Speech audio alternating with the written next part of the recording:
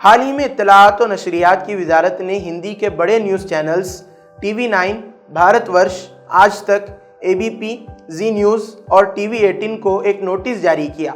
وجہ، ان چینلز کی نشریات میں تقریباً 30% اردو الفاظ کا استعمال کیا جا رہا ہے۔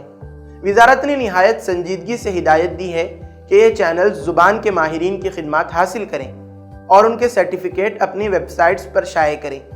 پورا معاملہ یہ ہے کہ مہاراشٹر کے تھانے سے تعلق رکھنے والے SK سریواستو نے 9 ستمبر 2025 کو ایک شکایت درج کرائی، جس نے اس بحث کو ہوا دی۔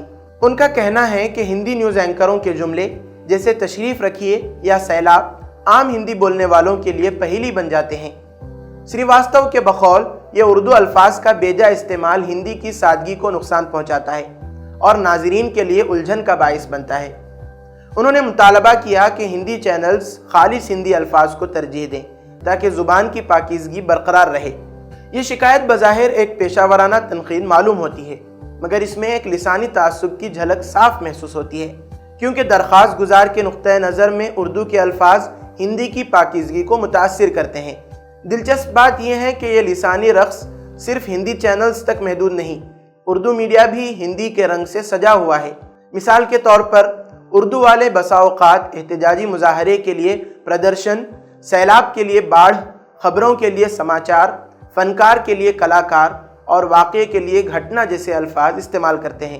اسی طرح ہندی چینلز پر اردو کے لفظوں کی چاشنی جیسے واقعہ، احتجاج، گرفتاری، تہذیب، فنکار، شعر، شاعر اور شاعری، تجزیہ، خلاصہ، فراق، کیا کہیے گا، حاضر تھے، کرم، نوازش، شکریہ، اپنا خیال رکھیے گا جیسے الفاظ ناظرین کے کانوں میں رس گھولتے ہیں۔ اور ذرا تصور کیجئے ان الفاظ کا استعمال کیے بغیر ہندی میڈیا کا کیا بنے گا۔ بات ہندی اور اردو کے ملاپ کی ہو اور ونود دعا یاد نہ آئے، یہ نہیں ہو سکتا۔ وہ ہمارے عہد کے ایک ممتاز پترکار گزرے ہیں جو لگ بھگ 3 دہائیوں تک ہندی میڈیا کے افق پر چھائے رہے تھے۔ ونود دعا کو ان کی میٹھی زبان اور شیریں لب و لہجے کے لیے جانا جاتا ہے، اور کانوں میں رس گھولنے والی ان کی نشریات کا اصل راز ہی یہ تھا کہ اردو ادب و شاعری سے انہیں خاصا لگاؤ تھا، اور 30% نہیں بلکہ وہ تو 50% تک اردو لفظیات کو برتا کرتے تھے۔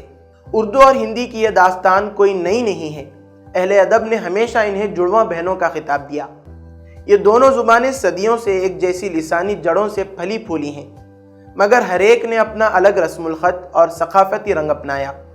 ہندی چینلز پر اردو الفاظ کے استعمال کو غلط یا دھوکہ قرار دینا گویا اس رنگین گلدستے سے ایک پھول چھیننے کے مترادف ہے۔